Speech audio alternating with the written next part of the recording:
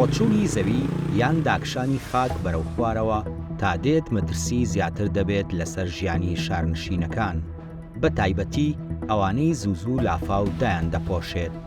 ڕۆچوونی زەوی دیاردەیەکی سروشتیە، پەیوەندی بە جوڵەی توێژاڵە تەکتۆنیەکان یان کەڵەکەبوون و بەسەریەک داخزینی چینە نیشتۆکانی حەوزە قوڵەکانی زەویەوە هەیە. ئەم دیاردەیە لە چەندەیی ڕابردوودا بە خێرایی دووبارە دەبێتەوە.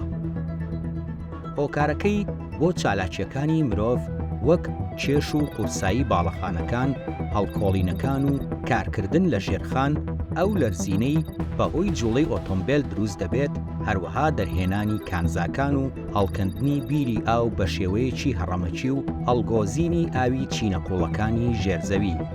پێویستە ئاماژە بدرێت لە چینەکانی خوارەوەی زەوی ئاو لە توێژاڵی بەردەڵانە کونکونەکاندا هەیە. ئەو ئاوە بۆتە سەرچاوە بۆ پارێزگاری لە ژیانی شارەکان. بە دەرهێنانی ئەو ئاوە کەلێن و بۆشایی دروست دەبێت. هەر ئەمەشە وای کردووە ساڵانە هەندێک گەورە شار 25 سانتیمەتر بنیشن و ئاو دایان پۆشێت.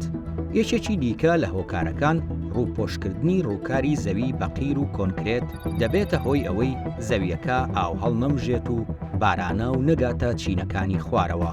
ئەمەش دەبێتە هۆی زیادبوونی بۆشاییەکانی چینەقوڵەکان و سەرنجام لەو شوێنانە خاکەکە دەنیشێت و زەوی دەتەپێت.